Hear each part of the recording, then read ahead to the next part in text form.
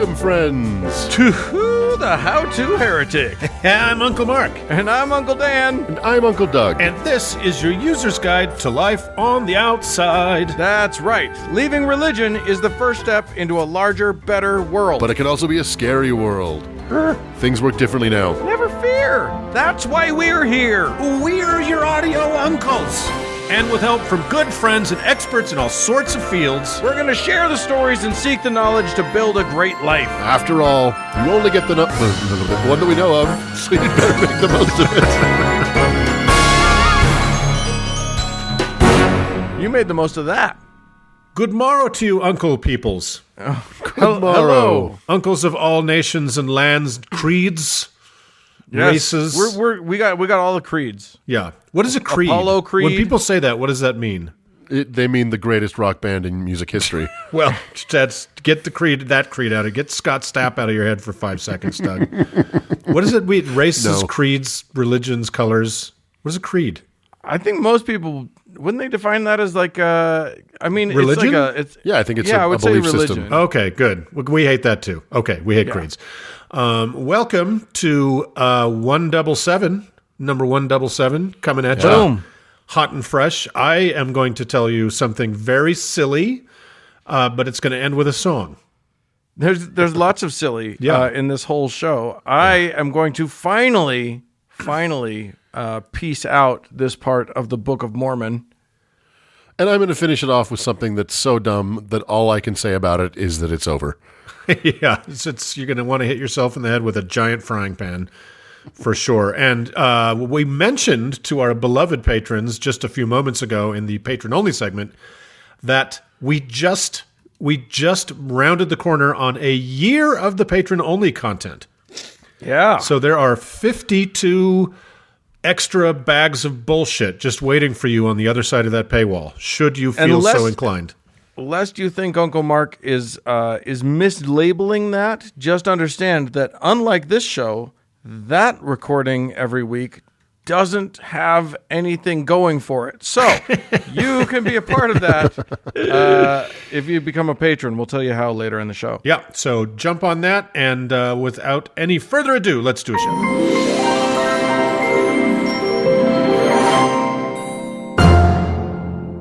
Hey, Uncle Doug. Hello. Here's something I've noticed. There are a few like unified field theories of derp that have sort of come up through our show that we've been able to put our fingers on. Mm-hmm. And I think one of the main ones is that unless someone is talking about a very specific kind of energy, if they use the word energy, they're wrong. They're lying. Even our former Secretary of Energy was wrong when he talked about energy. That's very true. Yeah. Oh my God, whatever happened to old Rick Perry? I don't know. I forgot about him. Maybe he's still in there somewhere. I think he's lost in the Pentagon somewhere. Yeah, Help! He thought he was going home, but he walked into a broom cupboard and he's still there. Yeah, he's looking for the sixth side of the Pentagon. Oh my God. Yeah, so I think you're exactly right. Somebody told him who's over there. Fucking idiot. And I think Ben Carson is just still staring out a window at the Housing and Urban Development. Nobody's told him it's time to go yet. Wondering where his luggage went. So, back to the energy. So you guys know I often like to weave some kind of pop culture reference into my segments. And admittedly, sometimes it's a bit of a stretch, like when I used Fats Waller's Your Feet's Too Big to introduce the Japanese foot-reading and bank account-destroying cult Hono Hana Sangpogyo in episode 147. Right. But today's subject just went ahead and did it for me. In fact, there are a ton of pop culture references connected to today's very strange man and very strange wooish sort of subject. But let's start with one that will be a love letter to my beloved fellow Gen Xers. In 1985, Kate Bush released an album called Hounds of Love. The first single from it was called Cloudbusting. That's a very pretty song, but I never really thought that much about it. But the music video, which I will include in the show notes, is pretty interesting. It features Donald Sutherland, a very tall, lanky Donald Sutherland, hauling a huge wagon up a hill, pushed from behind by Kate Bush herself in the guise of his 12-year-old son. They get to the top of the hill, remove a tarpaulin, which is a great English word, and expose what looks like an anti-aircraft gun made out of tubas and point it skyward. At the time, to me, it looked like perfectly typical new wave art school music video imagery, right? But it turns out that the boy Kate was portraying was a real person with a name, that being Peter Reich, and the man Donald Sutherland was playing also had a name, Wilhelm Reich, the boy's father. So let us start there with the very bizarre story of Wilhelm Reich and his journey to the top of that hill with his son and their very strange device. Born in 1897 in what was Austria-Hungary, but is now the Ukraine, for the moment anyway, Wilhelm Reich lived a fairly privileged, if highly unusual childhood. I'll get to that in a minute. Until he lost his mother to suicide at age 10, an event he blamed himself for, and his father to tuberculosis at age 14, for which he did not blame himself, luckily. He later served on the Italian front in World War I and then entered medical school in Vienna, where his interest was soon drawn to the budding field of psychoanalysis, which was all the rage in Vienna at the time. He soon became acquainted with a little-known figure, Dr. Sigmund Freud, whom Reich impressed with his eagerness and obvious brilliance, and then he soon found himself, still an undergrad, treating analytic patients in Freud's practice at just 22 years old. Boy. With Freud's help, he soon was a full member of the Vienna Psychoanalytic Association, and for a young orphan and a very likely PTSD-bearing war vet, he was on his way to an incredibly bright future. Fun. And for a while it was. He became a published author, his first book very much impressing Freud and the glitterati of the Viennese psychoanalytic scene. He had his own practice, became faculty at the university, and he continued to develop his own ideas and methods. But Reich's ascendancy was seen as too fast by some other members of the professional community, and they began to bristle at his temper and his arrogance and some of his less than conventional theories and practices. Reich began building off of Freud's idea of the libido, the human sexual drive, and that the ultimate expression of that, the orgasm, must involve the entirety of one's being. This practice led to standard psychiatric talk therapy visits, also including patients stripping to near total nudity, and Reich massaging and pressing on the body to help release what he called the orgasm reflex, as stiffened musculature released pent-up childhood traumas. Now, just a note, I'm going to be talking about some not hideous, but some things of a graphic nature sexually. So if you're listening with your children, consider that. This was fairly shocking to the Viennese psychological community and of the practice, and his young protege. Freud wrote to a colleague, and I quote, "We have here a Dr. Reich, a worthy but impetuous young man, passionately devoted to his hobby horse, who now salutes in the genital orgasm the antidote to every neurosis. Perhaps he might learn from your analysis, Dr. K, to feel some respect for the complicated nature of the psyche." End quote. Take that in for a second. If Sigmund Freud tells you are too obsessed with sex, you might be too obsessed with sex, bub. Yeah, that's a warning sign. That's a warning sign. So, this is the sexual bit. About Reich's unusual childhood I hinted at earlier. In his own writing, if his own writings are to be believed, he was quite the early bloomer. He claims to have attempted intercourse with the housekeeper when he was just 4. Oh, my God. I can't imagine what that would even be. Yeah. He said that he enjoyed watching and participating in sexual encounters with their farm animals, and that he had daily sex from age 11 on with another domestic worker in their house, that at age 15 he began frequenting brothels daily, and that he would pleasure himself to memories of his deceased mother, whose suicide, as I mentioned, he blamed himself for after she caught 10-year-old Wilhelm in sexual congress with the maid. Wow. Yeah, that's quite a... feel like, the typical response to something like that is paging Dr. Freud, but in this case, it seems not to have worked. Exactly. He could literally walk across the hall to Dr. Freud. Yeah. Now, Reich's own daughter has written that she believes most of these instances were sexual abuse perpetrated on him, rather than ones he was interested in having. And, of course, legally, she is correct. I was about to say. Yes.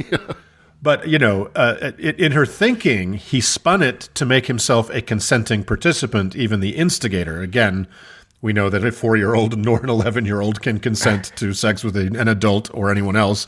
Right. And not that this necessarily reflects on any of that, but it's illustrative that he had no less than 4 marriages and more adult romantic affairs than I could count in my reading.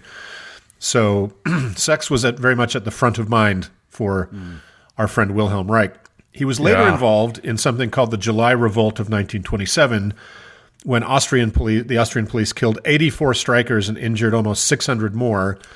This propelled him into becoming a communist, which led him to open several free clinics in Vienna that offered, and I quote, psychoanalytic counseling, Marxist advice, and contraceptives, which is a potent mix, as we all know. That's a nice one-stop shop, right? Yeah, you get everything. That and a sandwich. He also had a mobile clinic that offered those same services in far-flung areas where they counseled adults, teens, and children about sexuality and sex, and Marxism. Reich went beyond the study of sex and sexuality in teens and children, which is a normal field of psychological study. He was quite a proponent of sex among teens and children. One can imagine how that went over in a very conservative society on the brink of being overtaken by an even more socially conservative Nazism. Right. It all became too much.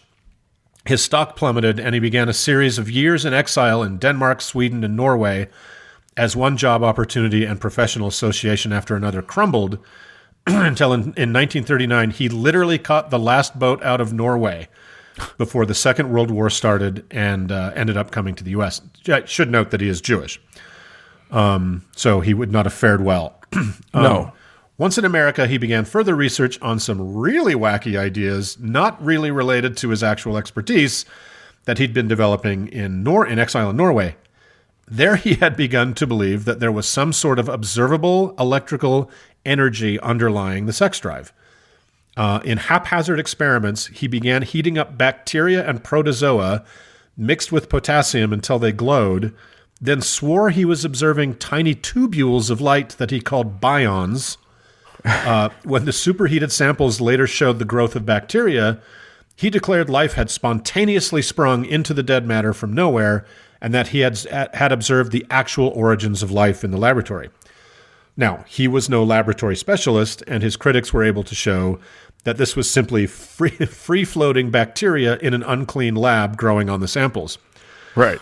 So these slipshod experiments led him to declare he had discovered a kind of invisible, pre-atomic, cosmic biological energy he called Orgone Energy. So pre-atomic energy, by that he means before atoms. Yeah. So right. like smaller than atoms or predating atoms? Predating atoms and not made of atoms. Okay. Right, the thing everything is made of. So, he had kind of taken a radical new direction. Now, this wasn't necessarily a radically new idea. Spiritualists and scientific hobbyists for more than a century had been talking about this idea, like Mesmer's mid-18th century theory of animal magnetism, or Baron Karl von Reichenbach's 19th century theory of the odic force, something invisible, magnetic, and available only to living things. In many ways, it's the exact idea of the Force in Star Wars. Yeah. Before the prequels made it available only to bearers of a kind of royal bloodline, therefore totally fucking the beautiful idea that made the universe magical to begin with. Anyway. Fuck you, Lucas. Yeah. But this was 1940, and thankfully most of that spirit ether stuff had been laughed out of the scientific community prior to that. But for an ever more isolated and rejected Reich, it was his new holy grail. He began to build boxes that were basically Faraday cages lined with plywood, insulation, and sheet metal that he said could focus the Orgone energy into a subject seated within, preferably naked, naturally. Do not go in the booth. Do not That's go all in I'm the going to booth. say. And potentially cure a variety of psychological issues and potentially increase sexual potency, power, and pleasure, and very likely cure cancer. Fuck. Yeah, Well, he's what gone off kind of the a deep woo end. would it be if it couldn't cure cancer? Yeah, Yeah, exactly. and you can look these up online. They're the Orgone Energy accumulators, and they look like a broom cupboard or like a place you would put pies to cool. They don't look like anything. right? So somehow, this is amazing, he convinced Albert Einstein himself to have a look at his gizmo and give it his seal of approval. Oh, shit. Yeah, he did. And apparently Einstein met him and thought he was fantastic. But then, so he sent him one of these boxes. And after a moment of initial excitement, when Einstein thought he found that the temperature inside the box was unusually higher than the temperature in the room, it was discovered that the experiment was flawed, and subsequent experiments found the box was useless junk. And Einstein kindly told him so. An infuriated Reich harassed him with 25 more letters demanding he state the efficacy of the box. Einstein finally wrote back and said, "Leave me alone and keep my name out of your mouth with this garbage theory." Right. So Reich kept claiming that his Orgone Energy accumulators were a miracle and set up a kind of secret clinic in the basement of his country house in Maine where people, and especially a lot of children, were brought to be, quote, treated. Oh, boy. Rumors and reports of sexual abuse of the children by his staff, not necessarily by him, I should point out, became rampant, and he had no license to practice anything in the U.S., whether that be medicine, psychology, or universe energy box cures, people started paying attention. Around this time, he invented another Orgone Energy doohickey called the Cloudbuster. So this followed on his claimed discovery of a sinister force called deadly orgone radiation. Uh-oh. So the force had a light side and a dark side, I guess. Yeah. But he could overcome it, dispel it, and cause clouds to drop rain on much-needed crops via his Cloudbuster. Oh, fun. While it's not as impressive as the very theatrical version in the Kate Bush video, it does still look like some kind of anti-aircraft gun.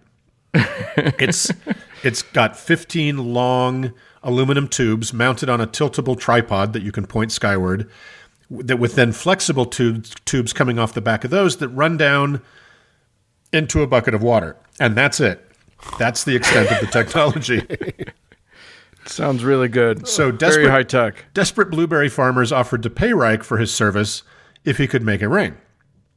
He showed up with his thing, he pointed it skyward, and the next day, it rained. So make of that what you will, but that appears to be the only, quote, successful deployment of his Cloudbuster. And it so rarely rains in Maine. Yeah. Yeah, or Spain on the plane. So I was going to say, the rain in Maine stays mainly in Spain. in Hartford. Oh, no, that's Connecticut. Anyway, I don't care. It's the East Coast. So Reich was becoming more and more of a laughingstock, and his circle continued to shrink to all but cranks and conspiracy cultists. The American Food and Drug Association, that had been sniffing around Reich's absurd claims to cures with his energy accumulator box, pounced on him in 1984 and ordered him to stop selling his garbage and to stop claiming it had any effect. Here is the note he wrote to the judge of the court that was charging him.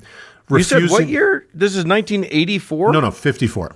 Oh, 54. Okay. 54. And remember, the FDA was also one of the big boogeymen for Scientology, right? Right. Because they challenged his claims that the e-meter could do all the same shit this thing said it could: cure cancer, yada, yada, yada, and that niacin could cure you of anything.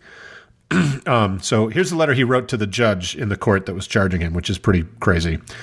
My factual position in the case, as well as in the world of science of today, does not permit me to enter the case against the Food and Drug Administration, since such action would, in my mind, imply admission of the authority of this special branch of the government to pass judgment on primordial, pre-atomic, cosmic orgone energy. I therefore rest the case in the full confidence in your hands. Well, the judge used his hands and ordered all the orgone boxes be destroyed and his books be pulled from circulation. Funny that's aside, not how judges like to be talked to. Yeah, judges, they no thank you. Funny aside, FDA agents were interviewing people who bought his accumulators to see if they thought they worked. And one man said he had no idea, but he wanted to keep his because it worked for having his wife sit quietly in it for 4 hours a day.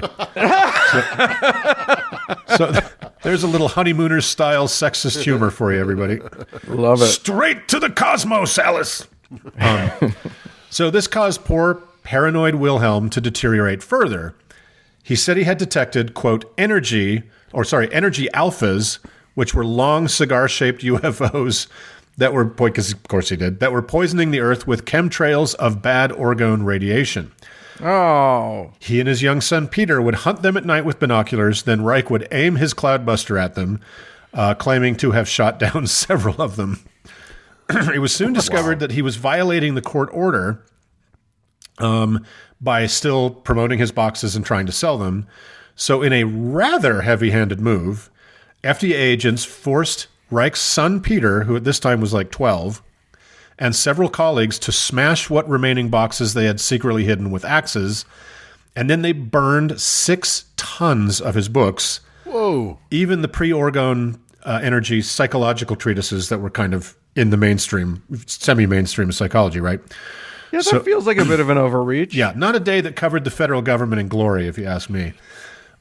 He was eventually arrested, tried for fraud and violating the court order, and sentenced to prison, where he died in 1957, leaving the 13-year-old Peter alone with his fond memories of trying to bust clouds and shoot down UFOs with his father. Memories he recorded in his 1973 memoir, A Book of Dreams. And that is a book that Kate Bush found so moving, she wrote a song and conspired with Terry Gilliam to make the aforementioned music video about. Oh, he directed that. He didn't direct, he produced it. I see. Oh, wow. And interestingly, the Cloudbuster in the video was made by the same effects shop that made the Alien for the original Alien. So, and this strange story of the sex-obsessed, exiled rainmaker weirdo left a cultural fingerprint well beyond Kate Bush. He was influential with the giants of the beat movement like William Burroughs and Jack Kerouac, who both mention him. He influenced Norman Mailer and Michael Foucault and Patti Smith, and people like Allen Ginsberg, J.D. Salinger, and Sean Connery had Orgone accumulators in their homes. Wow. A version of the accumulator is even featured in the work of another sex-obsessed lunatic, Woody Allen. Anyone who's seen Allen's absurdist 1973 sci-fi comedy Sleeper will remember the infamous Orgasmatron scene. Yeah. Right. That's based on an Orgone accumulator. And even more batty, it is believed the character Dr. Duran Duran in the almost unwatchable 1968 sci-fi train wreck Barbarella is based on Wilhelm Reich himself. No kidding. And the excessive machine he aims to kill Jane Fonda with via overstimulus to pleasure is a nod to the Orgone Energy accumulator. Wow. So that's a bunch of bananas that are now yours to know of, everybody. I thought you were going to talk about cloud busting, which is like there's another woo that is about like being able to use your personal energy to like make clouds disappear from the sky. That I personally have encountered in my life.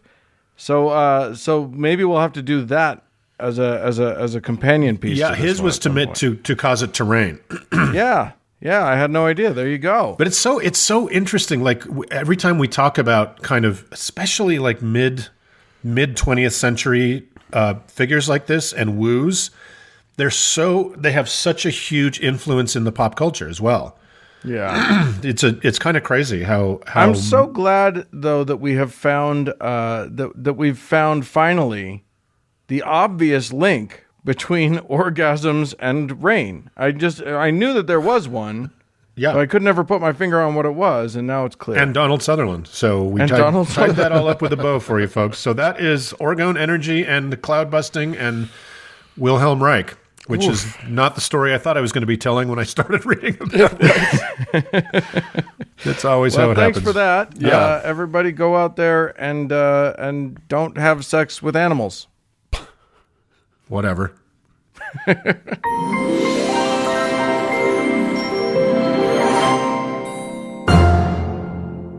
You know, Uncle Mark, I probably less than you think.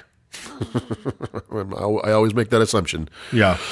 I think my favorite part of the Book of Mormon is that it ends. The end paper at the back. That's right. Yeah. I don't believe you. I don't believe that it ends.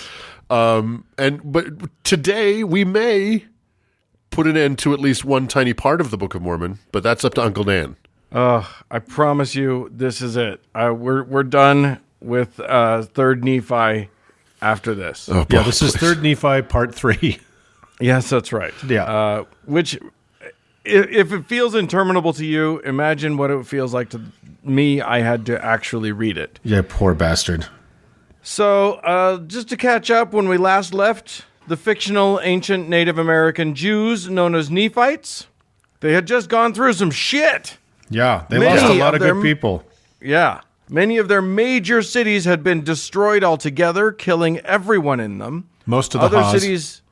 What's that? Most of the Haas. Yeah. Yeah. All the Haas. Other cities had seen earthquakes, insane storms, massive death tolls. What few survivors were left were then plunged into 3 days of total and utter darkness. And then a voice came over the PA of all the Americas saying, "Congrats, I'm Jesus, and y'all just won the fucking lottery because I didn't kill you, so you're welcome." Right. And that drops us halfway through chapter 10 of 3rd Nephi, the most important book in the whole Book of Mormon, which is kind of like saying the most important section of a local government's non-binding resolution to honor elm as the official county tree. Anyway, let's dive back in and finish this shit off because I can't take any more of this painfully boring book. So, chapter 11, which is something we'll never be able to say about the Mormon Church. They will never file for chapter 11. But, going on, a bunch of Nephites in the land of Bountiful, which is apparently one of the Lucky Duck cities that hadn't been inhabited entirely by wicked people, so... good for them. Yeah, I but guess. you can't imagine what happened to Bountiful Ha. Right, exactly. Well, the nice thing about Bountiful is it's a pleasant little city, 30 minutes north of here? It's just, for me, it's just a 10-minute drive. Yeah, well, it's got a good rec center, so that recommends it.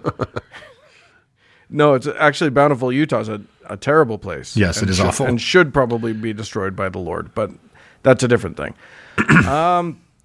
Anyway, these folks survived the Jesus genocide, and they all went to their temple and were chatting.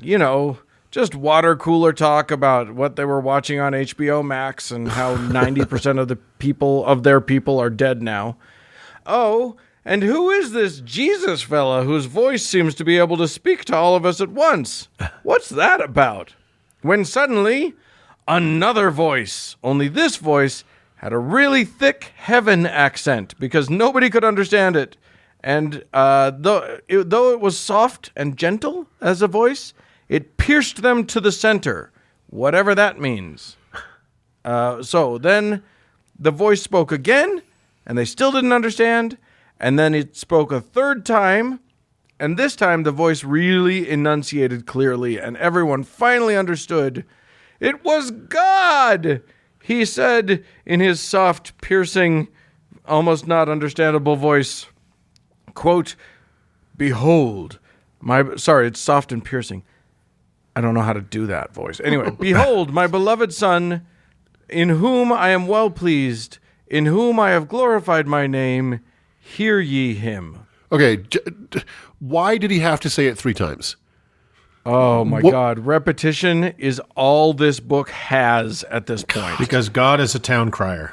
You have no idea. It gets so much worse. I chose not to get into it, but there's a point in this book where he says, "And I witness of the Father, and the Father witnesses of the Holy Ghost, and the Holy Ghost witnesses of me." And he goes through it like 15, 20 times at least. It's just ridiculous. Anyway, God speaks, and with that, everybody looks up, and like a SpaceX Falcon 9 rocket, Jesus descends from the heavens and lands among the people. Jesus, the man himself in the Americas, beaming down from the sky. And it explicitly says that he was wearing a white robe, which is so on brand for him, but probably meant that everybody who was watching as he descended got a pretty good view of his junk. So, Jesus announced that he was the light and the life of the world, and though there had been no light or life, as though there had been no light or life in the thousands of years before he showed up, and everybody fell down and bowed to him to make sure he knew that they were good little slaves and he should not murder them like he had murdered everybody else. Side note, can we just talk about how important it is to Christians, and especially Mormons, that everybody gets to choose their own path and has total agency. But yet in all their books, God just keeps wiping out entire civilizations who choose wrong. Exactly. And after what you documented in the last episode of what Jesus has done to this land. Yeah. And then he descends from the heaven like the marauding invader that he is. And they all fall onto their knees. They're clearly terrified of a violent death. Yeah, like what you laid out just in part of Second Nephi was the entirety of the Old Testament level of destruction. Oh, yeah. Yeah. Yeah. I mean, honestly, Joseph Smith read the Old Testament and was like, hold my beer. Hold my strong drink. Hold my Ovaltine. Anyway, so everybody's pretty fucking impressed by this Jesus guy. I mean, he did just float down from the sky. And Jesus looks into the crowd and sees Nephi, our old buddy, son of Nephi, son of Helaman, son of Helaman, son of Alma, son of Alma. I'm going to keep doing. I didn't even write that down. That just came out of the old noodle there. Well, you guys know how it is. Whenever I meet somebody new, I like them to know who my great great great great great grandfather was. Right. I just think that's manners. It is. Yeah. It's the begats. We need to know. Anyway, Nephi was the best dude that they had, and so Jesus calls him up on stage and says, listen, everybody, after I leave, if this guy dunks you in water, that's special now, okay? It's called baptism. It's a very meaningful thing. And they all said, why? And he said, I don't know, shut up. Look, just do what this fucking guy says. That's right. Right. He's proved his point. Yeah. Jesus then calls 11 other dudes to have magic water powers as well. And by the way, one way that we know that this part of the Book of Mormon is unique is that Joseph Smith's Tourette tics totally change. Before now, every other verse began with, and it came to pass, as we discussed. Now that Jesus is here, though, we're switching to verilies. Holy shit! There are so many verilies, and not just one per instance like King James did. Here, it's verily, verily, I say unto you, the dreaded double verily.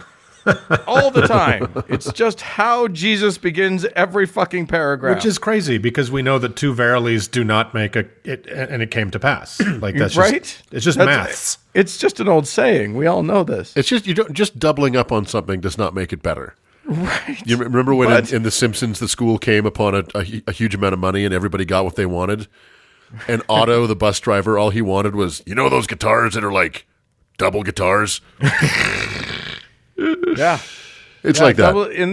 Especially in this case, but it does increase your word count, which must have been what he was going for. So there you go. After reading this book, I spent a whole day with my eyes glazed over, just shuffling around my house like a zombie, muttering, verily, verily. Andrea almost shot me in the head, but that part's pretty normal.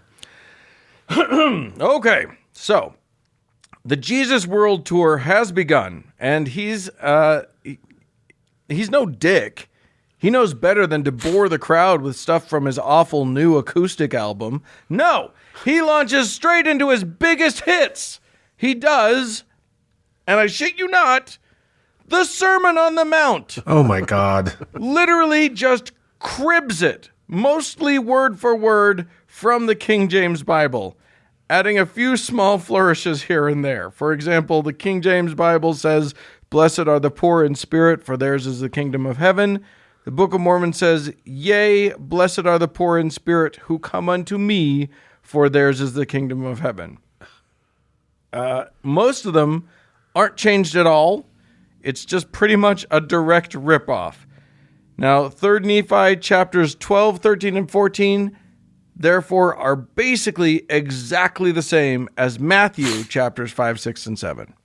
Except that where Matthew has the word verily twice, specifically Matthew 5, chapter 5, has the word verily in it twice. 3 Nephi, chapter 12, which is the equivalent chapter, has in it, anybody want to guess? 4 14 fucking verilies. Say Oh 20. my God. Yeah. So there's those 3 chapters down. You can, I'm sure that there are several BYU doctoral dissertations have been written about the differences between the 2 Sermons on the Mount. Just read the original. It's still boring and obvious, but way less wordy, which is much better. I remember we did in a couple lessons in seminary, we did like a deep dive into the differences between the 2 Sermons on the Mount. Oh my God. Yeah. I want my money back. All of it. Yeah, exactly. So Jesus finishes the sermon and looks out at the crowd expecting a standing ovation, but they clearly wanted more. So he hit him with, quote, "I fulfilled the law of Moses, so now that's over." That's not really a quote. I don't know why I said quote. Verily. Anyway, I actually put it in quotation marks to indicate to me, as I read it to you, that I was speaking in his voice. But then I said the quote thing and ruined everything. Anyway, he fulfilled the law of Moses. That's over now, which is good because the law of Moses was stupid. But again, I will never understand why Christians, and especially Mormons, considering this, continue to read the Old Testament.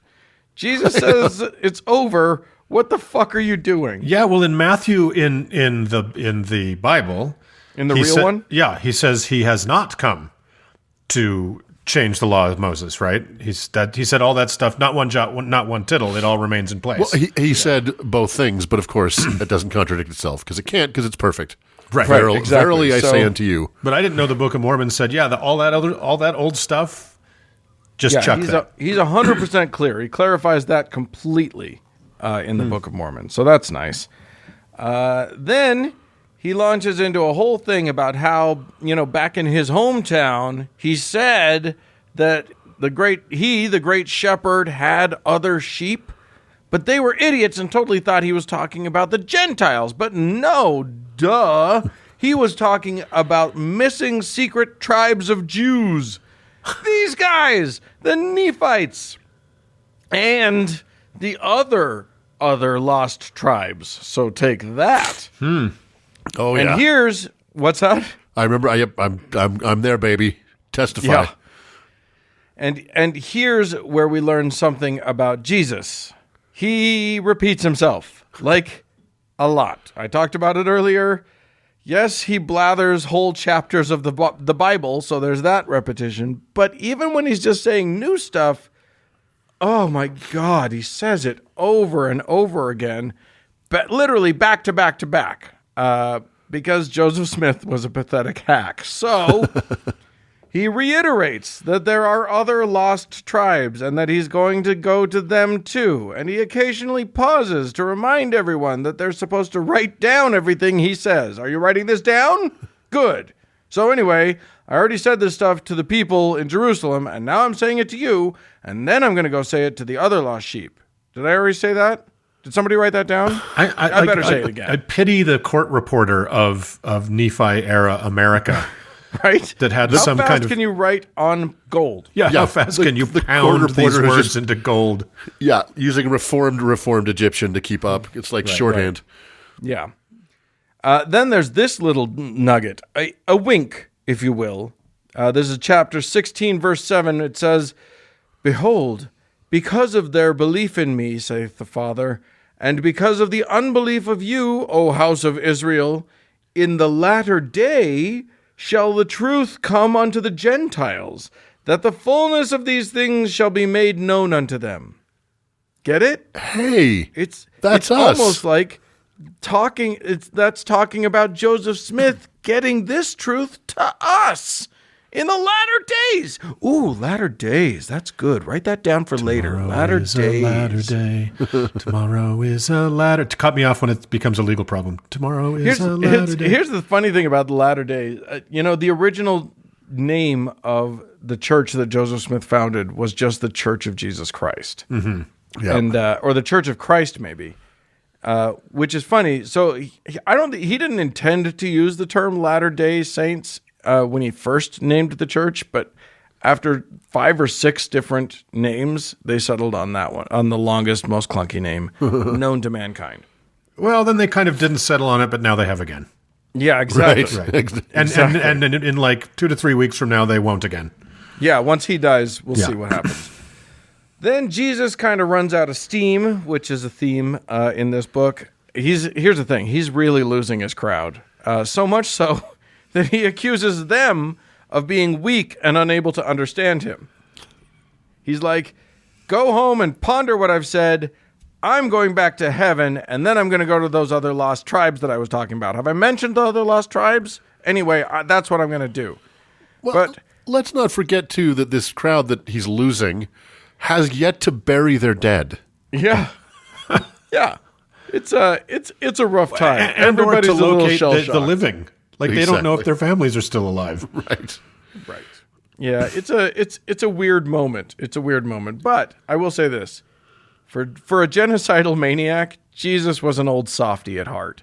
So when he looked around at the crowd and saw that they were crying and giving him the puppy dog eyes, which it literally says they were, it doesn't say puppy dog, but yeah, he sighs and says, this is a direct quote from the Book of Mormon, "Behold, my bowels are filled with compassion toward you."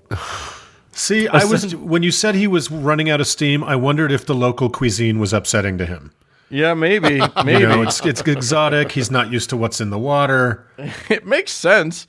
Yeah. And this is a sentiment that he repeats in the next verse about his bowels being full, this time with mercy, which is brilliant because now every time I think about Jesus' compassion or mercy, I know he's really just full of shit. I wonder if he didn't understand that kind of the term of art for that is bosom.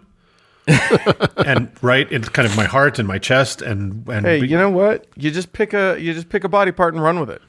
Why not? Right, you just pick any part of the digestive tract, and that's where your love is. Boom. Anyway, because he was so compassionate and or stopped up, he dug into his bag of tricks for one of his big crowd pleasers. I apparently can't say the term crowd pleasers.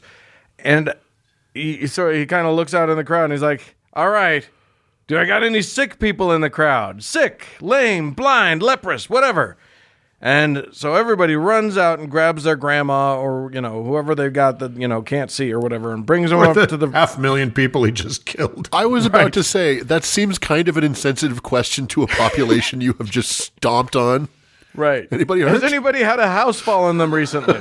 Anyone? Oh, a whole lot of you. Okay, well, everybody come up to the front, and one by one, as the infirm approached him, before you could say Peter Popov, he healed them.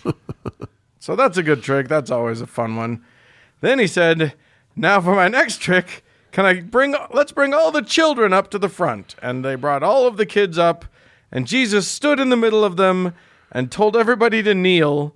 And then Jesus, quote, groaned within himself. Nope, this is not going anywhere good. Sounds menacing, but before you worry that this is an altar boy scenario, he kneels down himself and starts to pray. Now, do you want to know what he said in that prayer? Sure. Well, tough shit. Apparently, the things which he prayed cannot be written. Everybody heard it and apparently understood it. It's just like, this is neither the time nor the place to hear what Jesus actually said. Right. The last thing you need to know is the best prayer ever. It's Trump tweeting out for like the last 4 weeks of his presidency. Today, the president had many calls and took many meetings. Right. Yeah, exactly. Yeah. Literally, the book says this, quote, no tongue can speak, neither can there be written by any man, neither can the hearts of men conceive so great and marvelous things as we both saw and heard Jesus speak. It was a perfect phone call. It was a perfect phone call. Wait a minute. So, he said no human mind can comprehend what we just heard. No, the hearts cannot conceive. Okay, maybe that's because the brains are the things that do conceiving. So. And the bowels are where the love is. No one can imagine the thing I just imagined. Right, exactly. Like what conceivable combination of words can pass into the realm of unimaginable? Like, you got to wonder if he took a couple runs at the thing and just never actually got it written down in a way that he liked. So he was like, you know what, you can't. And realized that he really was not that gifted poetically, that he had Right. no gift for rhetoric, as the rest of the book proves in spades. Right. Or that it turns out he just said, bless this food that it may nourish and strengthen us. Yeah, it's a cop out, just like Of Curious Workmanship is, right? Exactly. Like, you don't describe the magic 8-ball. You just say, "Oh, it's amazing. You couldn't believe it. It's so amazing." You guys wish you could have seen that. It was awesome. Yeah. So good. Anyway, then he wept for a little for no apparent reason, and then he said, "Look at the children." At which point, nobody did that because they all were looking up because the sky was on fire and angels were coming down out of it. And the angels circled around the children, and then fire encircled the children, which was a little alarming. And the angels, quote, ministered to the children, which is also pretty alarming. Yeah. I don't know what it means, but I assume that now we've gotten to the altar boy stuff. Anyway, then let's see, where am I? Ah, yes. Then Jesus taught them how to do the Eucharist, which the Mormons call the sacrament. And he did it by blessing bread and, what the fuck, wine! Oh. It was wine! Jesus Christ, Mormons! We grew up having to do bread and water, which is so boring and stupid, which is perfect for Mormonism. But come on! I gotta say, after a city has been destroyed to the level that these cities have, I wouldn't trust the drinking water. Well, there you go. Absolutely. But also, Wine. do you guys look? For more on how we Mormons were ripped off, you go and listen to Uncle Doug's talk all about the word of wisdom in episode 66. But trust me, we were ripped off. Anyway, Yeah, everything good. the fact that it's in their book is what just blows my mind. Anyway, then Jesus says he's going back to heaven. This time for realsies, so everybody be good, and everything gets really dark all of a sudden, and nobody can see, and when it's light again, Jesus is gone. Oh, no. Is that serious? He just pulls a magician's trick? That's the worst, the worst magician would be like, come on, that's pretty lame, Jesus. I thought that he was going to fly back up to heaven like he descended, but it would be at that moment that all the love in his bowels released. Maybe that's where the darkness came from. He would I'm just not rise sure. on a column of spattery diarrhea kind of on accident. I mean, It wouldn't be the worst thing that happened to those people in the past week. No. They said a cloud of darkness. You may be right. Anyway, we are assured that he did ascend back into heaven, which I assume is the sky, because that's where he came from, and that's what ascend means. So I'm going to guess that the darkness was just so people wouldn't see his junk again. Right. And that's the end of episode 18. And at that point, I breathed a sigh of relief. I made it through Jesus' trip to America. Whew. But just to be sure, I peeked over to chapter 19 to see what the Nephites had to say about all of this. And Jesus came back! What are you doing? It's like these rock stars and their incessant encores, am I right? Right. Anyway, what does he do? Well, he teaches them the sacrament again. Oh, my God. Why? Yeah, exactly. One wonders if he just thought he was going to Cleveland and then accidentally stayed in the same place or came back to the same place. Anyway, he repeats a bunch of other stuff he already said, and then he starts to talk about Isaiah.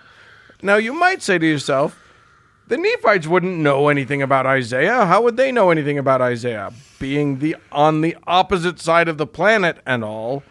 But that just means that you don't know that earlier in the Book of Mormon, Joseph Smith steals about 18 full chapters from Isaiah. Just rips them right off. So It's an homage. It's they not all plagiarism. totally know it's an what homage. Jesus is talking about. And that's what he does. He steals a bunch of Isaiah now and a bunch of Malachi, like full chapters from the Bible. So that's fun. And at some point, we get to chapter 28, where Jesus promises his 12 main dudes that they all will have a free ticket into heaven when they die. But there's a twist.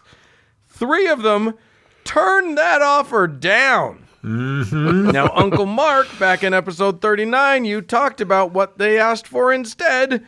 Would you like to remind folks what these 3 Nephites took as their non-heaven consolation prize. Eternal life, which apparently, according to Mormon lore, means they are doomed to an existence of road work somewhere between Cedar City and Loa. Yeah. Yeah, They are just in Utah. walking the earth like fucking kung fu. These are the forever. famous 3 Nephites. And it's that chapter, I think, Dan, where he sends them into heaven to have a look, right? And they come back. They're like, oh, there were things we could not describe and could not understand. Yeah. Once again, it's like, oh, great. Yeah. Great storytelling. Cool. Thanks Yeah. for that. So there you go. They're still walking around out there somewhere, and Along if with you John the find them- Beloved and Bigfoot. Yes. right? And if you find them, be sure if you can grab them for long enough, they'll give you their pot of gold. They're kind of the Mormon X-Men, so just be warned. More like the Mormon A-Team. Yeah. Yeah, if you have a problem, and if you can find them. They're more like the Mormon AAA team. Deep cuts.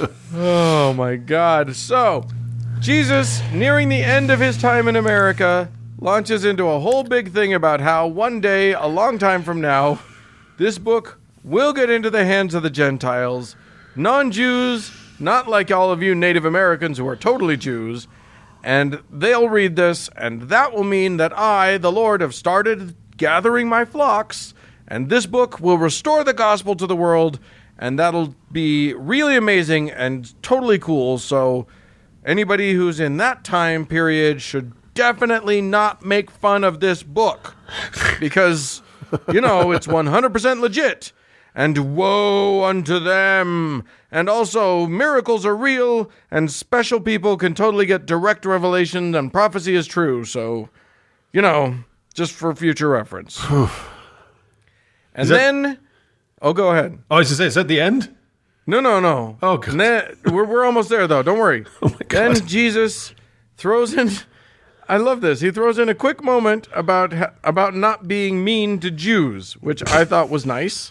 And a little weird, but apparently he was prescient and knew that people in the mid-19th century were going to be like wildly anti-Semitic assholes, so he sneaks in that little chestnut. Yeah, another major departure with Christian orthodoxy. Right, yeah, exactly. So I thought that was cute. And then finally, Jesus skitters on back to heaven. Or to Japan or something like that to talk to another lost flock of Jews. Who the fuck knows? The end. Ta-da! Of 3rd Nephi, not of the Book of Mormon. Obviously, that book will never end, despite what Doug says. Amen.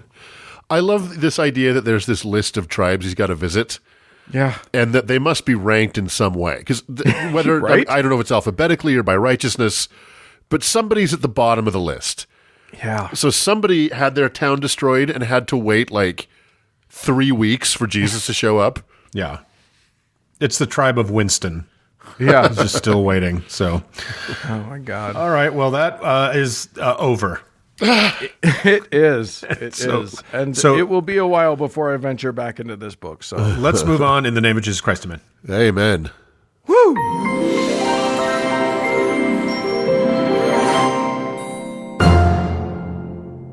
Hey, boys. Sorry, I was Hello. just having a sip. Oh, good, you're there. Oh, good. You did decide to join to keep going. That with was the show moment with I me. decided to have a little sip of water. I see. Okay. Well, hi. Here. Hi. Look, one of the things that we need to talk about is the fact that we like to do this show, and people like to listen to it, and some of them give us their money, and that is awesome because we're entirely listener supported. We don't play ads for anybody. No. It's just us yelling into the void, and people throwing coins back at us. And if you don't do that, we're going to have to go back to what we used to do, which is selling drugs to school kids. Right. And so if you want to be mean and keep school kids from having a good time, the way to Doom do them that to is sobriety. the way to do that is to give us some money. And so we have some folks to thank in that accord, and so here they are.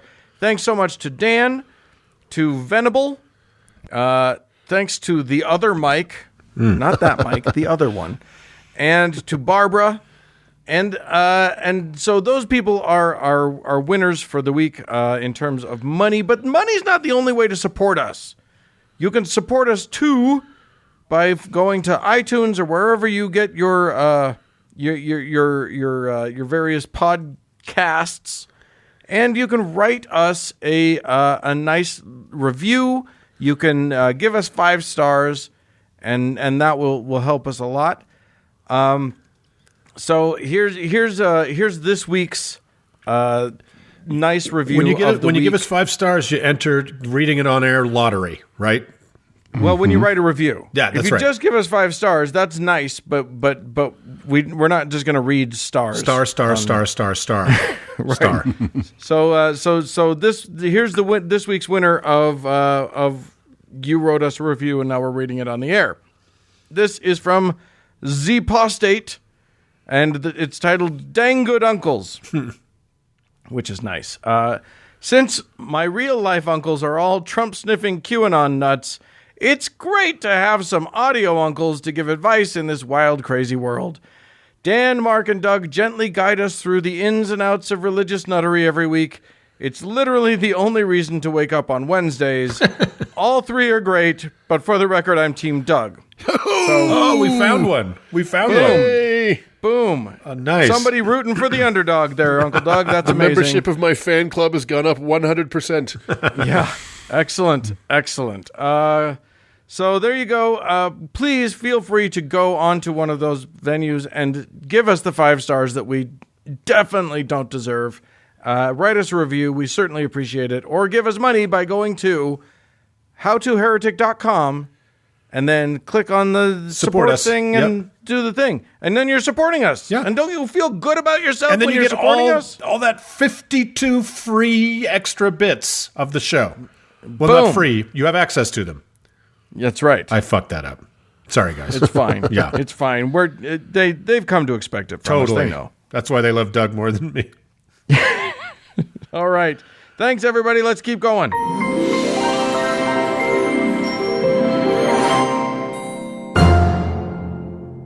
Well, Uncle Dan, Yeah.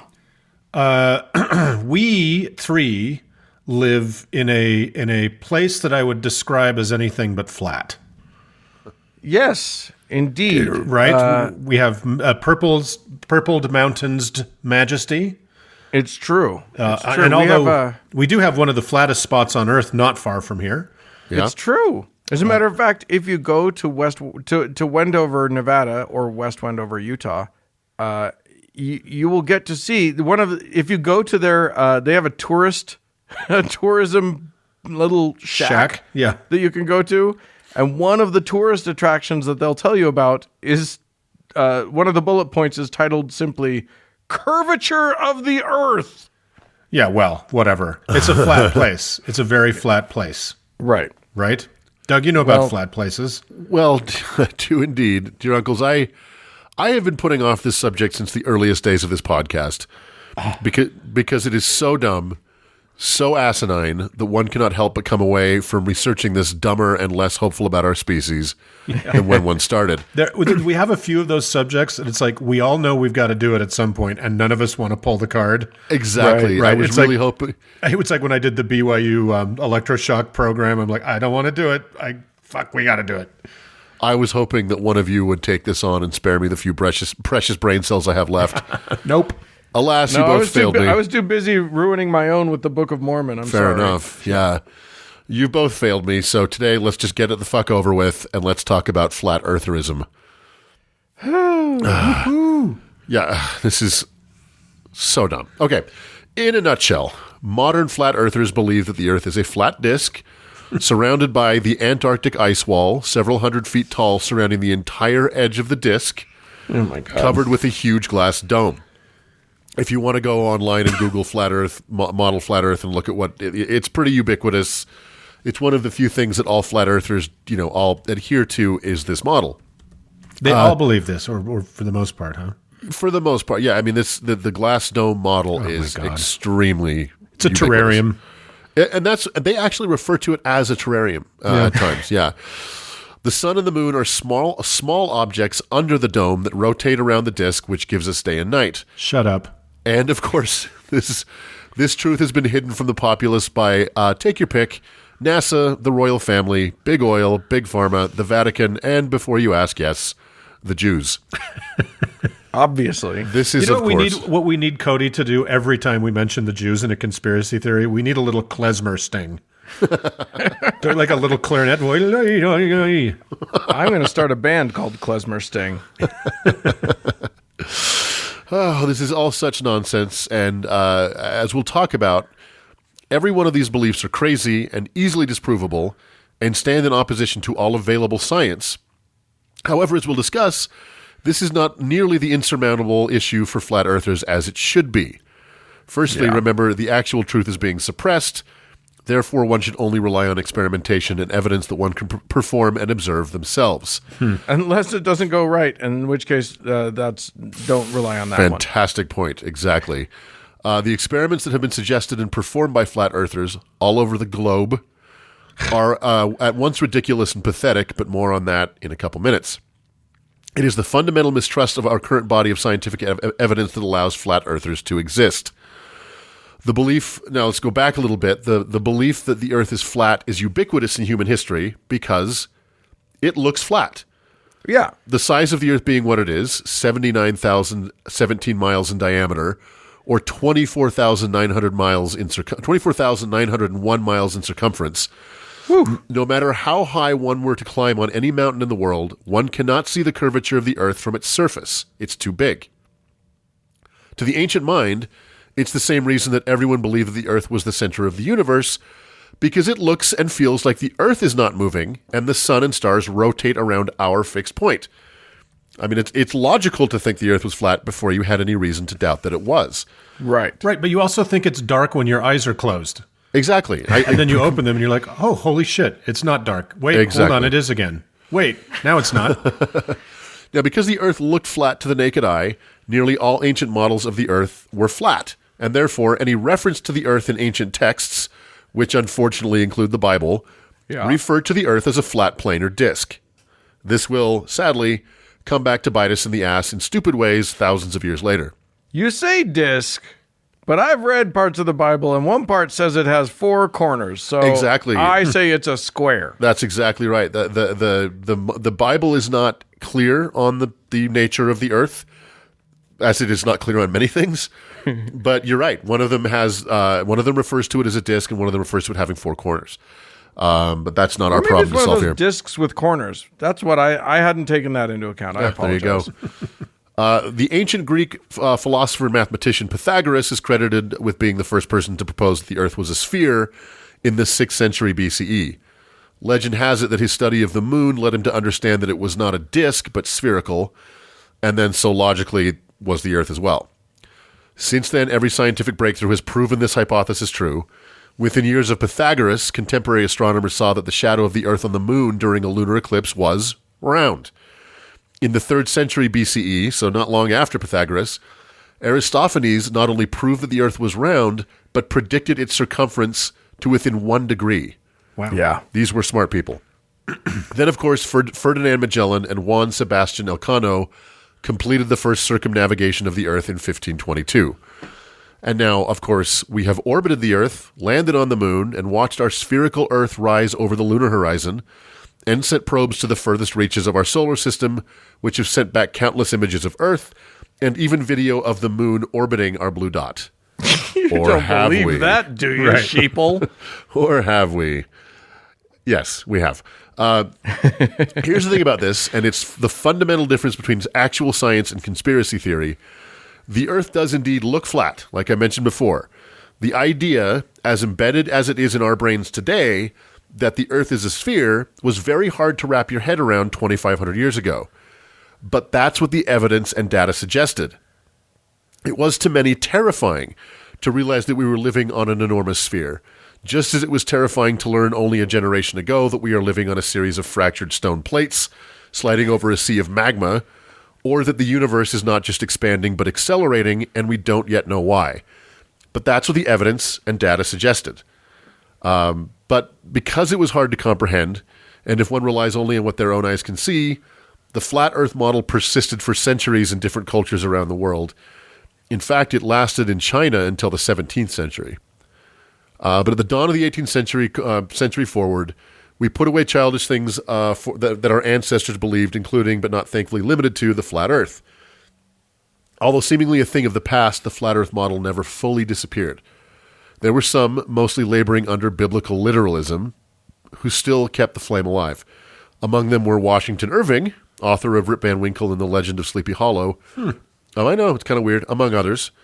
Then in 1849, an author named Samuel Rowbotham published what would become the founding document and sacred text of flat earthers to this day, Zetetic Astronomy.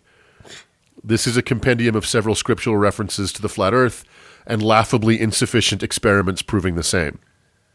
This book led directly to the founding of the first Flat Earth Society in 1956 in Dover, England, by a guy named Samuel Shenton. Remember, the society was founded just 1 year before the Soviet Union launched Sputnik, which orbited the Earth, sending down a signal as it went. Yeah. I do take great pleasure whenever one of the really, really stupid things in the world happens not in the United States of America. Can I just say that makes me happy? On that rare day. Yeah. I know. I'm always happy when someone does something stupid in Arkansas or India because it's not here. Yeah, it's not Utah. So confronted with this evidence of the orbiting satellite, man-made satellite, Shenton would launch what would become the prime directive of all flat earthers, denial of science and laughable counter-theorizing. He said, quote, "Would sailing round the Isle of Wight prove that it were spherical?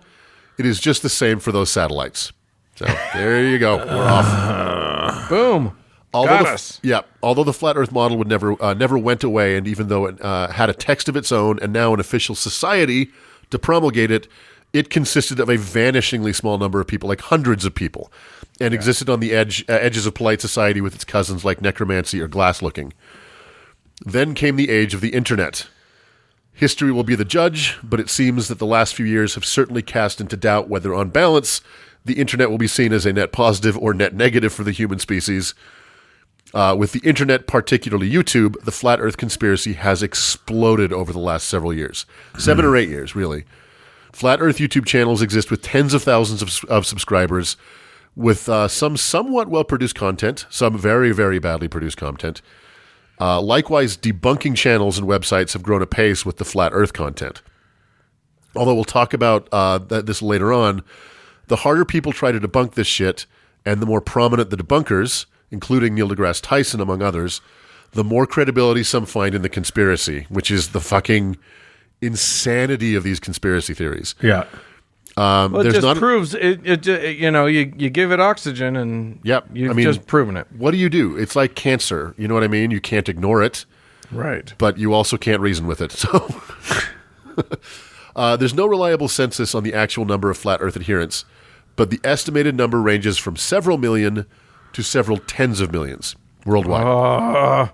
Part of the problem is that, like most conspiracy theories, believers are pretty decentralized, and the community is constantly schisming and reforming, and adherents range in belief from having doubts about the spherical Earth to being 100% convinced that the Earth is flat. Right. But it's at least possible that there are more people now who believe the Earth is flat than there are Mormons or Jews. Oh, God. Yeah, I was going to guess it was probably in the 10-ish million range. Yeah, and it is unfortunately growing. There are many who are vying for the title of leader of the flat Earth community and all the notoriety and poontang that comes along with that moniker. But two of the most ubiquitous faces in the community are Mark Sargent and Patricia Steer, whose documentaries and YouTube content have reached millions worldwide. Okay, so let's talk a bit about the specific beliefs of flat earthers, how they justify these beliefs, and at the same time dismiss the existing science that flatly, pun intended, debunk their beliefs, and the myriad contortions that must be made to do just that. Firstly, let's look at the evidence for the flat Earth. Ready? Here goes. Hey, look over there. I can see mountains. Ipso facto flat Earth. There it is. Yeah. That's it. That's the extent of it. Oh. Now let's delve into... Well, also, I mean, I think you're being a bit disingenuous. Just a bit. The Bible. Also the Bible. Very good point. Yep. And a lot of them, like biblical literalism, is the only reason that flat Earth made it to today. Right. Yep. And many believe flat earthers dovetail with Christian communities and other religious communities that blah blah blah. Yeah, well, dreams really do come true, I guess. Yeah. So now let's delve into the specific beliefs. Okay. A main and fundamental problem for the idea of a flat Earth is gravity. Gravity is caused by mass, and although the observable gravity of Earth is consistent with that of a spherical body, meaning if you calculate the mass of a round spherical Earth, you would predict the amount of gravity that we indeed do have based on the theory, right? And that is consistent with the other observable bodies in the solar system and their gravitational pulls. It is not consistent, however, with a flat disk. One prominent explanation is constant acceleration. They maintain that the Earth is constantly accelerating upward at 9.8 meters per second squared, which is in fact the speed an object moves when dropped. Right. This acceleration, which gives us the appearance of gravity, is caused by a universal accelerator pushing on the bottom of the disk known as dark energy or etheric wind. What or who is causing this wind, what it is made out of, is not a problem that flat earthers feel needs explanation. The main problem, of course, with this idea is that at a constant acceleration of 9.8 meters per second squared, it would take less than 1 year to surpass the speed of light. Right. Yeah, you can't keep accelerating forever. No, you cannot. But never fear, flat earthers have an explanation for that too. Ready? Relativity. That's it. They don't explain how that helps them, just that it exists. So another explanation is that part of the Earth, the part of the Earth that we exist on is a flat disk, but what lies beneath our feet is much more robust. Think of it like a broken stalactite. We live our lives on the flat disk at the top, but the stony mass beneath our feet extends hundreds or thousands of miles down, which gives the disk the sufficient gravity consistent with the mass of a spherical Earth. I hate this. I just hate it. I hate it. Yeah. Still, others argue that it's not gravity or acceleration that makes things stick to the surface of the Earth, but buoyancy and atmospheric pressure. Honestly, this was a rabbit hole so stupid I only dipped my toe. But this particular explanation is not even widely accepted by flat earthers. Oh my God. I love the idea that we're just sinking. Exactly. I mean, it is. They like, well, underwater things sink. So in atmospheric pressure, things sink. No, that's as far as I'm going with that. I'm sorry. Yeah. What about the sun and moon? We see the sun rise over the horizon in the morning and dip below the opposite horizon in the evening, as does the moon, but on a different schedule. This would seem Checkmate, to be atheists. This would seem to be somewhat problematic for flat earthers, and it is. But it leads us to one of the most infuriatingly self-contradictory and silly beliefs in flat eartherism.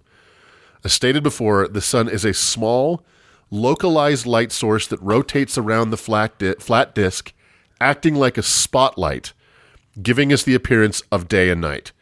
The sun is said to be according to some sources, the sun is said to be roughly 50 kilometers in diameter. Oh my God. And hangs about 5,500 kilometers above the surface of the Earth. Oh my God. However, and obviously, if the Earth was flat, a light source at that height would be visible from everywhere all the time. I'm looking at one of the models online, right? There's a terrarium. Yeah. And it's got the glass bubble over it, and it's got the stupid ice wall. And the sun and the moon are in the same fucking sky. Yeah. Over a flat area. Yeah. The sun would never be off. The sun would never go away. You'd always see it, and it would never dip below the horizon. No, it'd never go below. It would just go around and around in the sky. Right. There is no horizon on the flat Earth for it to dip behind in the first place. No, the shadows of trees would just go around in circles. Exactly. All forever. Exactly. So You guys are outraged. I love it. I'm just so fucking angry about this. The explanation for this, and this will come up a lot, is atmospheric interference. Just like when you look out over long distances in the desert, the rising hot air from the Earth's surface distorts and even hides objects from our limited view. Well, that's driven by heat. Right, exactly. Oh, my God. If you're going to try and find consistency in this, you're going to break your brain. Consider it broken. So what are these tiny sources of light made of? How do they float under the dome? From flat earthers' perspective, that sounds like a whole lot of not my problem. What then are we to make of other celestial bodies that we can clearly observe and that are obviously spherical? With nothing more than a moderately powerful pair of binoculars, one can see the rotation of Jupiter in real time, marking the movement of the Great Red Spot. You can see the body rotate. With the aid of an easily purchased telescope, the same is true of dozens of celestial bodies in our solar system. Okay, well, to get out of this conundrum, flat earthers simply concede that all the other bodies in the solar system are indeed spherical. It's just the Earth that is flat. God, why? Suckers! Why? Like, okay. The gravitational planetary aggregation, right? Right. Physics, at some point, are kind of simple in a way. So 8 or 7 planets, sorry, Pluto, happened this way, but the third one didn't. Right. Yeah. And who made the glass dome? Put a pin in that because we'll get there. Because I do want to discuss that. And you're not going to like the answer. Let me put it. Let me spoiler alert. Okay. You're not gonna like Do we need a any little of this. clarinet sting right there? All right. What about ship and plane navigation? For thousands of years, sailing ships have used the spherical Earth to navigate between points on the globe. Yes. Okay. On the flat Earth model, for example, the distance between the southern tips of Africa and South America are many times further apart than they actually are, right? Sailors provision their ships for the distance predicted on the round body, not the distance predicted on the flat Earth model. Right. Likewise for planes and their loads of fuel, right? If you take you measure the distance on the globe between the Cape of Good Hope and whatever South Africa, Yeah. and you get enough fuel to fly that distance or provision your ship for that. If it's the flat Earth model, you will die about a quarter of the way. Right?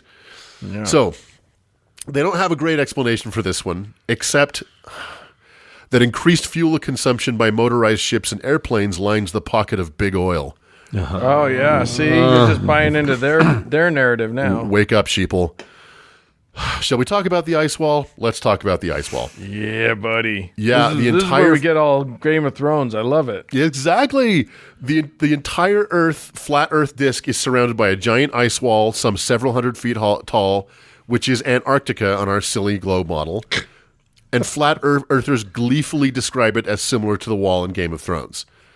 This wall is what prevents the oceans from simply flowing off the sides of the disk. And what prevents humans from ever getting over the edge somehow. Well, and it's not yes, but except that we've been all over Antarctica. Well, that's if you believe the photos. So the discovery and publication of this wall would seem to be the holy grail for flat earthers, right? It would prove positively that their hypothesis is true. Well, it turns out that getting close to this ice wall is harder than it would seem, as it's guarded by heavily armed and trigger-happy NASA agents.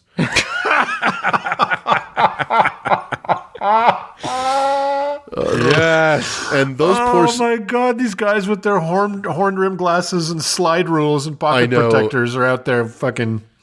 Well, and spare a thought for a second to how many tens of thousands of NASA agents it would take to man a wall that extends around the entirety of the flat Earth. And all you ever hear is stories like when Anthony Bourdain tried to go somewhere being turned back by zodiacs full of murderous NASA employees. Well, to put a pin in that one, because those poor souls that somehow managed to make the journey are captured and mentally reprogrammed to forget what they have seen.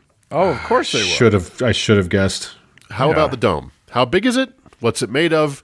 How come it remains perfectly transparent and does not get dirty on the inside due to pollution or on the outside due to cosmic dust? Why do we not see the reflection of the sun in it or of large cities at night? These would seem to be pretty fundamental questions, but surprisingly... Why do meteorites pass through it? Right, it's durable enough that meteorites bounce off it, but flat earthers don't spend a lot of time on this particular corner of the flat Earth. The size of the dome is a source of much disagreement, however. Some have the top of the dome only several thousand feet above sea level, while others place it thousands of kilometers in order to account for Mount Everest and air travel. Oh my God. This brings us to the most fundamental question of this whole cesspool of derp. Uncle Mark, you asked it. Who and why? Right. Flat earthers eagerly concede that the flat Earth is not a natural phenomenon, but that it was created by a higher power. The vast majority believe that it was the God of the Bible, as you said, Uncle Dan, who built this cosmic snow globe. But there is no shortage of alien theories or interdimensional theories as well. But flat earthers universally believe that it was constructed and must have been done so for a purpose. As for the why would some higher power create a flat disk with a very resilient self-cleaning glass dome and hurl it through the cosmos? Why would this power do it in such a way as to fool the sentient inhabitants of this menagerie into thinking the world is spherical? Who are perfectly capable of discovering the truth of it. Yeah, exactly. With our science. Exactly. What is the point of all this? Right. Flat earthers vary on the answer to these questions, but where they pretty much all agree is that these power... Again, I don't think any two flat earthers could completely agree as the why, but they all 100% agree that the powers that be know about the flat earth, probably know why it is, and are managing a global conspiracy to keep that knowledge hidden. So, Yeah. I know if your brain's not hurting enough yet, let's talk a bit about the experiments that are suggested by flat earthers to prove the earth is flat and that have been attempted by others. Sure. One suggested experiment is to take a level on a commercial airliner. Yes. And I've seen videos, Yeah. so many videos of people doing this. If the earth is ding-dongs. flat and one places a level on their tray table, the bubble will stay right between the guidelines. However, if the earth is truly curved, the plane will constantly have to be flying in a nose-down position to keep from flying off into space. No. Leaving aside the obvious fact that the obvious fact that level is a matter of perspective, and that the size of the jet airplane, let alone a small level, are so small compared to the size of the Earth, such that the Earth's curve would be imperceptible. Leaving all that aside, has anyone ever been on a plane with a perfectly level tray table? Well, I mean, they've got you beat on that one because I did see a video where they went into the aisle and put it on the floor. I saw that too. But, of course, again, like their notion of their whole shtick is like, I can see mountains over there, therefore the earth is flat, even though I can't see the ones further along because of atmospheric interference. Right. A plane flying in a straight line would just fly away from the earth.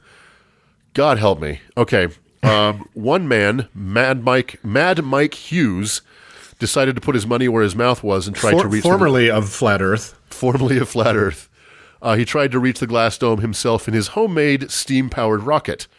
Hughes, who before his ill-fated Icarus impersonation held the Guinness Book of World Records for the longest limousine jump in history of 31 meters. That's a good one. He jumped over the limousine, or the limousine was the thing that he used to jump? He jumped his limousine 31 meters. Oh, my God. In February of last year, he lit the fuse on his rocket to escape the surly bonds of Earth and touch the face of God. His rocket soared to an astounding altitude of 1,875 feet before falling back to Earth, killing Hughes, and proving nothing except dumb ideas can be deadly. Can we nickname him Derple Canurple? I'll bet the Earth feels pretty flat when you're coming at it about 190 miles an hour. Yeah. Exactly. He flattened right along with it. Yeah. Exactly. Many of the other experiments attempted by flat earthers have been comically contradictory. For example, they came up with the very testable idea that if the Earth completes one full rotation every 24 hours, then every hour it has to rotate 15 degrees. That's true. Therefore, if you have a gyroscope sensitive enough on any point on the Earth, if the Earth is rotating, you would get a 15-degree inclination in the gyroscope. Now, this won't work with just your store-bought toy gyroscopes. They're not nearly sensitive enough for that kind of thing. But there are gyroscopes that are, and they're called ring laser gyroscopes. So this community of flat earthers bought one for $20,000. Yeah, these are made for like aviation. These are made for like airplanes, missile and stuff. guidance and stuff. Missile like that. guidance and stuff like that. Very, very delicate pieces of equipment and expensive. So when they bought this thing and they turned it on, incredibly, it registered an exact inclination of 15 degrees. But as we'll talk about, these people are not in search of the truth. They are in search of evidence confirming what they already believe. Therefore, and I'm not making this up, this experiment proved nothing to them except that Big Gyroscope is in on the conspiracy. Right. I'm not making that up. Because the thing about all missiles evidence is against is evidence for. Eventually, the thing about missiles is you would rather they not hit their targets so that these people aren't proved right. Obviously. Exactly.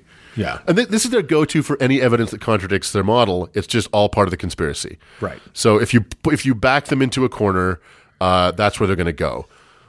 Their favorite punching bag, for obvious reasons, is NASA. But they will, with alacrity, toss in anybody who tries to debunk them into the conspiracy, right? Sure. As I mentioned before... We're in there now. I love that. Yeah, exactly. It's good. Look, that's great company to be in as far as I'm concerned. Absolutely. Truly. As I mentioned before, many people, even prominent ones, have tried to debunk this lunacy. There are video after video on YouTube of astrophysicists, astronomers, mathematicians, and even astronauts debating flat earthers, and the results are nauseating. Yeah. Whatever evidence or arguments or science is presented by these people, they're just simply discarded out of hand by flat earthers. No matter how good the arguments, it seems to have no effect. Scientists have even taken flat earthers out to run experiments in real time. A group of physicists even took the aforementioned Mark Sargent and a group of flat earthers to the Salton Sea to run an experiment. They drove a rubber dinghy straight away from the observers with a striped flag. If the Earth is curved, then as the boat crests and then passes the horizon, the stripes on the flag will start to disappear below the horizon, one by one. The experiment played out exactly as predicted, and everyone was watching with their own binoculars, so nothing could have been tampered with, and one of the flat earthers even was confirming that the flag had not been lowered. In the face of real-time, undeniable debunking, the flat earthers simply dismissed the phenomenon as atmospheric interference. After watching their conspiracy debunked right before their eyes, Sargent asked his fellow dopes if this proved them wrong, and exactly none of them raised their hands. Wow. You could see the scientists deflate before your eyes in real time. It was just like, fuck. Another quick one, if you hike to the top of Mauna Kea, the highest peak in Hawaii, and look west, on a flat Earth, you should be able to see the highest peak of Kauai, Kauai-Kini, only 303 miles away. But you can't because the Earth is round. Flat Earthers were invited to hike Mauna Kea and see for themselves. Again, they merely dismissed this as atmospheric interference. It's maddening. Yeah. And these online discussions nearly always become heated. The frustration of scientists not only trying to explain the evidence of the round Earth, but the scientific method itself, to people who are equal parts confident and ignorant, nearly always get the best of them. I haven't seen a single one. I've never seen a single mind changed. And try as I might, and I'm sure I might have missed this, but I couldn't find any former flat earthers. Like, it's just not a community. And to be perfectly honest, like, if you were a flat earther, if you believed something utterly ridiculous and then it was proven to you and you actually accepted reality, you're not going to want to, like, talk a lot That's about that probably time true. period in your life. now, It's kind of like being an ex-Nazi. You probably just want all that to go away. truly. Right. Now, in and of itself, flat eartherism would seem to be somewhat harmless, and I guess it is. However, the belief in the flat earth, which is itself avowedly anti-intellectual, links directly to anti-evolution conspiracies because they don't believe the earth is old enough, anti-moon landing conspiracies because obviously, and anti-vax conspiracies because that's all part of how they keep us in control. Taken as a whole, these conspiracies are actively threatening public education and public health. Yeah. And as we're in the throes of a global pandemic, this kind of thinking can be extremely fatal. Yeah. So I'll conclude with this because it goes a long way to help explain not only flat earthers, but QAnon, hollow earthers, hollow mooners, and even religious people. Mark, you sent me an op-ed in the New York Times the other day by Thomas Edsel that talked about very good op-ed that talked about the resilience of conspiracy theory. Yeah. The op-ed was specifically discussing QAnon, but it's just as applicable here. Edsel quoted Jovan Byford, a senior lecturer in psychology at the Open University in England, who said, quote, "Conspiracy theories seduce not so much through the power of argument, but through the intensity of the passions that they stir. Underpinning conspiracy theories are feelings of resentment, indignation, and disenchantment about the world. They are stories about good and evil as much as they are about what is true." He goes on to say, lack of evidence of a conspiracy or positive proof against its existence is taken by believers as evidence of the craftiness of those behind the plot and their ability to dupe the public. So, our minds break trying to come up with ways to explain that this is lunacy, but all we're doing is reinforcing what they believe, which is insane. That same article pointed out that there are a lot of people who believe in completely contradictory things about the same subject. Right. Yeah. Right. So, for instance, what was it, Doug? That Diana. If you believe that Diana was murdered, you're more likely to believe that she faked her own death. Right. Princess Diana. Princess Diana. Yeah. Like that's insane. That's so crazy. And I think another thing that I got out of that article is, in a weird way, for a lot of these believers, it doesn't matter what the conspiracy theory is. Right? It's not at all. It could be anything. Once you believe one, you're so likely to believe any or all, or it's just it's almost a way of being. It's not a belief system so much as it is a sort of mode of humaning. Yeah. These people don't typically live in just one of these conspiracies. They live in many of them. Well, so Doug and I have a friend who's just one of these people who's a recalcitrant personality. And so this is what I wonder about conspiracy theory believers. How many of them really believe it? And how many of them are just kind of dickish trolls that stake out an absurd position and then love driving everybody crazy by dying on that hill? Yeah. Right. I do think there's a percentage that are that. Yeah. But in watching way too many YouTube videos by these people and them debating debunkers, they seem pretty fucking sincere. Yeah. Wow. Which is very harsh. Okay, Well, there you go. There's flat Earth. You got to live on it. We're a stupid country. We're a stupid species here riding on this disc below us. Yes. Is that what being a disc jockey is? It is. That is. Oh my God, you've cracked it wide open. Let's get out of here. All right, Doug. Well, thank God we got that over with. Indeed. All right. Let's move on. Let's move on.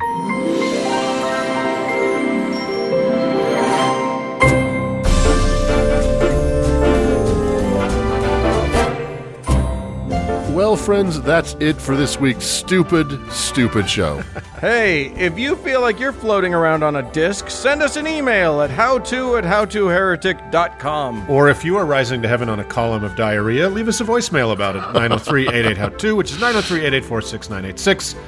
You can also not tell me about that on Twitter.